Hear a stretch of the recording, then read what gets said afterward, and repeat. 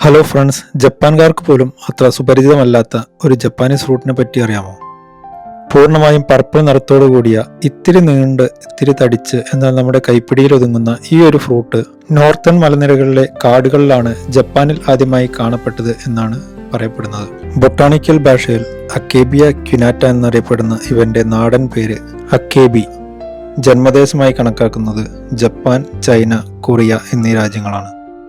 499 yen കൊടുത്ത് ഈ രണ്ട് പഴങ്ങളും വാങ്ങി. എന്നാൽ ഇതെങ്ങനെ കഴിക്കണമെന്ന് ഇവിടെയുള്ള ജപ്പാൻകാരോട് ചോദിച്ചപ്പോൾ കൂടെയുള്ള പല ജപ്പാൻകാർക്കും ഇവനെ കണ്ട പരിചയം തന്നെ ഇല്ല. ഇനി കണ്ടവർക്കാകട്ടെ ഇതെങ്ങനെ കഴിക്കണമെന്ന് കൃത്യമായി അറിയുകയുമില്ല. ഒടുവിൽ ഇന്റർനെറ്റിൽ നിന്നും കിട്ടിയ വിവരങ്ങളുടെ അടിസ്ഥാനത്തിൽ മാംസളമായ ഇതിന്റെ പുറന്തോട് 2 കൈകളും ഉപയോഗിച്ച് പൊളിച്ചു മാറ്റി. ഉള്ളിലെ കാഴ്ച മനോഹരമായിരുന്നു.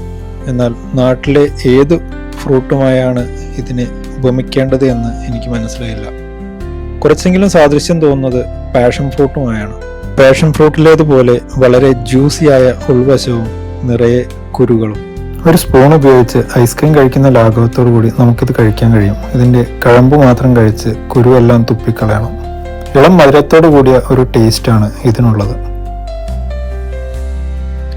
ഇതിന്റെ കുരുവും അതുപോലെ തന്നെ ഇതിന്റെ തോടിനോട് ചേർന്ന വെളുത്ത മാംസളമായ ഭാഗവും കയ്പേറിയതാണ്. എന്നിരുന്നാലും ഈ തോട് ഉപയോഗിച്ച് പല കറികളും പല ജപ്പാൻകാരും ഉണ്ടാക്കുന്നുണ്ട് എന്ന് ഇന്റർനെറ്റിൽ നിന്നും അറിയാൻ കഴിഞ്ഞു.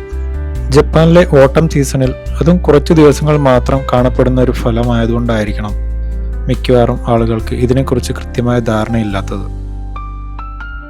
അങ്ങനെ പല ജപ്പാൻകാർക്ക് പോലും കൃത്യമായി പരിചയമില്ലാത്ത വളരെ ടേസ്റ്റി ആയിട്ടുള്ള ഈ ഒരു ഫ്രൂട്ട് കഴിക്കാൻ കഴിഞ്ഞതിൻ്റെയും അത് നിങ്ങളെ പരിചയപ്പെടുത്താൻ കഴിഞ്ഞതിൻ്റെയും ചാരിതാർത്ഥ്യത്തോടു കൂടി ഞാനിന്ന് വിടവാങ്ങുന്നു.